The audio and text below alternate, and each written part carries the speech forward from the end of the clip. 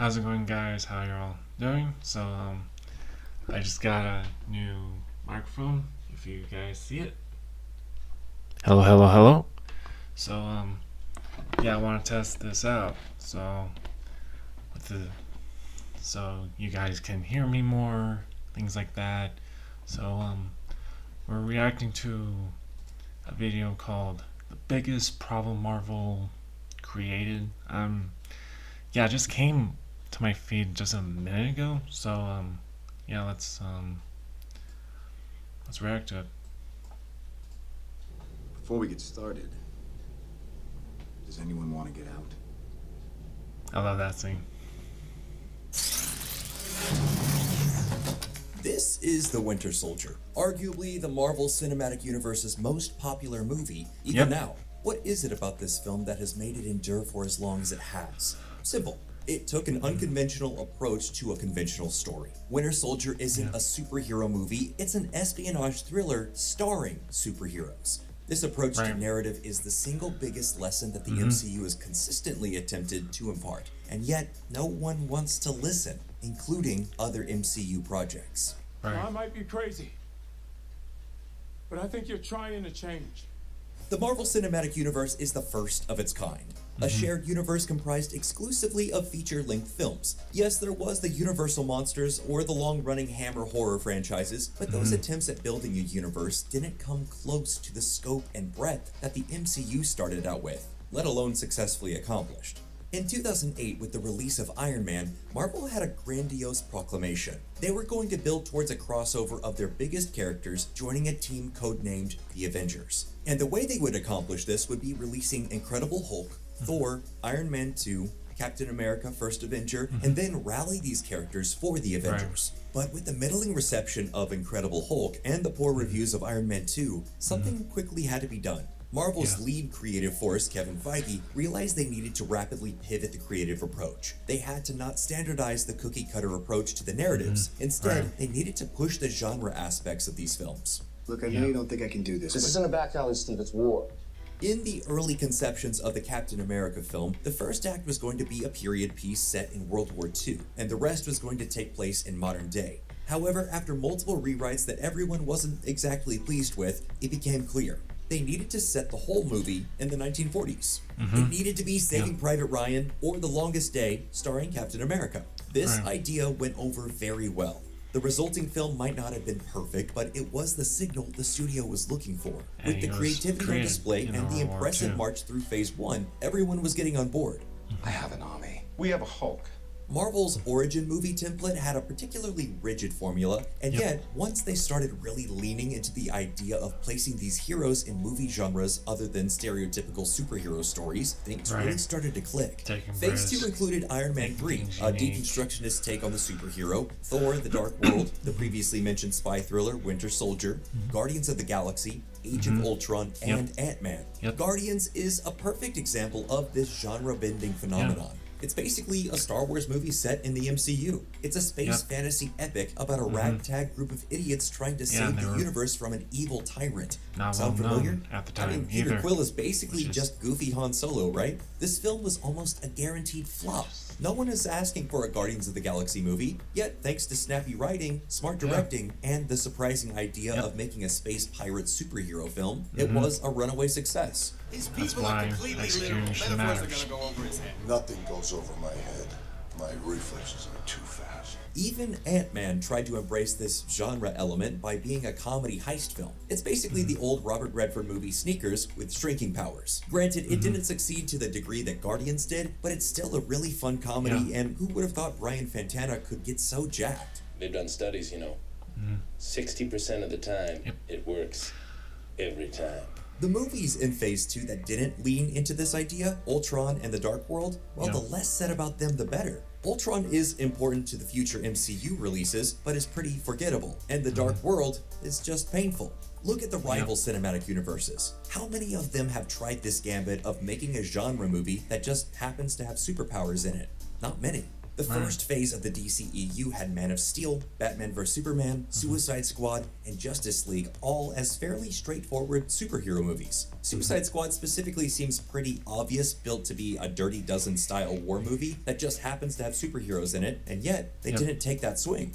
Really, of all the DCEU movies that got produced, Birds of Prey seems like the most cut from this cloth. It's a gritty urban crime thriller with people with powers. It's basically Chinatown meets Deadpool, and the problem being, it wasn't enough of a gritty urban crime thriller to really deliver on that promise. Even looking outside of that, the Dark Universe, Universal Studios' attempt at making a cinematic web of films based on their classic 1930s monster movies, did the opposite. It was a superhero movie action franchise that used the aesthetics of the monsters. You had a mummy, Dr. Jekyll and Mr. Hyde, and an evil Indiana Jones all smashed into one action movie. They completely abandoned the horror except as a narrative garnish. Tragically, it wasn't very good, and the whole experiment died before it even had a chance to live, but you can see how this could have worked. It's an interesting approach, just a flawed execution. The Sony Spider-Man villains movies, less so. Those are pretty terrible across the board. I guess it's almost interesting that the first Venom movie is like a buddy comedy, where Venom and Eddie are the comedic foil and straight man, sort of, but Morbius, nothing about that movie works. This is a mistake. But I can fix it. Even films like would-be universe starter Bloodshot or the Fast and Furious franchise, when they work, they draw on unexpected genre influences. And when they don't, they try to ride the established tropes to little success. As weird as it is to give the main protagonist of your franchise a re-origin 4 films into your series and have it work, but Fast and Furious is great. Bloodshot, less so. It's a pretty straight down the middle attempt at a superhero franchise. Contemporary audiences are extremely smart. They've been conditioned by nearly 2 decades of high-quality, large-budget studio genre films and the weapons-grade proliferation of AAA video games to almost instantly understand and process high-concept genre storytelling. We don't live in the 80s anymore, where studio execs were worried that putting the Punisher in a Skull t-shirt was too wild a swing. The fact that the current phase of the Marvel Cinematic Universe is all built around multiverses is a big bite off the apple. Add to that the fact that everyone's grandma understands what's happening, that speaks to just how highly genre-educated the viewing public has become. Because of that, it's extremely important for franchises to treat the audiences with respect and forethought they deserve. You can feel when a studio or director is trying to get one over on you. It's not fun. The tropes of the superhero genre are so well established and well worn that they are nearing cliched levels of exploitation. You are? Yeah. I'm Batman. This is why it's important to draw inspiration from unusual or previously unexplored areas of narrative. The superhero as a construct exists because all other forms of genre were censored out of existence by the Comics Code Authority in the 1950s. Literally, you couldn't have the words vampire, werewolf, or zombie in the title of a book. It's a whole thing we don't need to get bogged down in right now, so it's the ultimate irony that superheroes who saved the comic book medium would now need an infusion of the genre elements that comics initially rejected for being too mature. But Marvel is just as susceptible to scope creep as anyone else. Shang-Chi is a perfect example of how Marvel has fallen victim to its own success. Almost every other cinematic universe has struggled to live up to that early era of the MCU. Shang-Chi, on its surface, is a martial arts movie. It's based off the highly acclaimed yet still largely underground comic book series, The Deadly Hands of Kung Fu. The fact that this movie is a $200 million blockbuster that climaxes with the protagonist riding a dragon tells you all you need to know about how they're chasing the largest possible audience. As opposed to faithfully recreating what made the comics work, like they did in Phase 1. Shang-Chi should be a $50 million martial arts movie starring someone who could credibly be a successor to Bruce Lee's legacy. Who are you? However, we both know that it's not exactly that. It's a really fun movie, and I wish we would have gotten Shang-Chi again before his next appearance in Avengers Doomsday, but the movie itself isn't quite the platonic ideal of a Deadly Hands of Kung Fu adaptation. This is the problem that the larger filmmaking landscape is grappling with. It's a push and pull between massive studios attempting to milk the most financial reward out of characters that have existed for 80 years possible, and filmmakers trying to make unique visions that would connect with an audience emotionally. You'd think that these two groups of people would be on the same side, but they're usually not. In fact, if you look at the batting average of directors that the early Marvel Cinematic Universe picked to helm their movies, they were people who knew how to play within the system but still had their own voice. Now it's less and less journeymen on tours and more purely company men or TV directors who are willing to actualize the broader Marvel editorial vision. Finding the balancing act between artistic expression and the financial realities of one of the most financially expensive mediums on earth is something that every artist working in Hollywood has to contend with. But it does feel like we're living in a distinctly bland era where no one even wants to try and tackle the risks that the early Marvel Cinematic Universe so effortlessly took.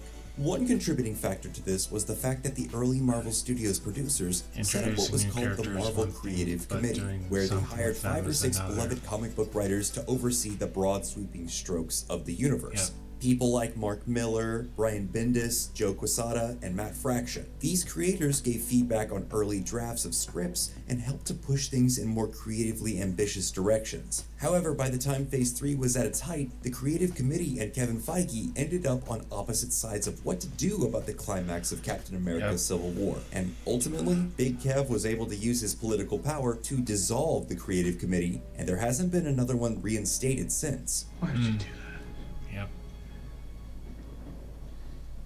Pride leads to your downfall.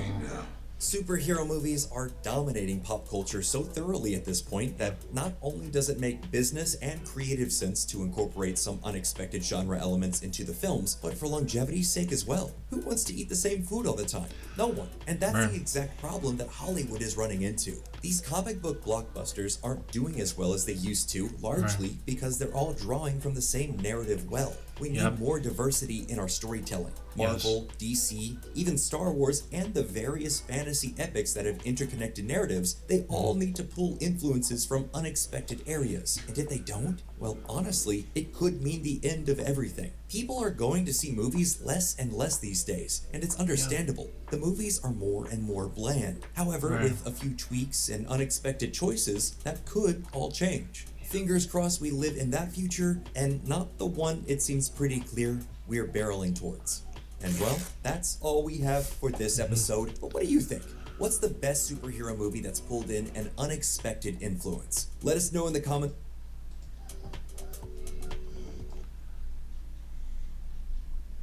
Till this day, I'm convinced the MCU should have gone on a 5-year hiatus after Endgame to really properly plan their next phases.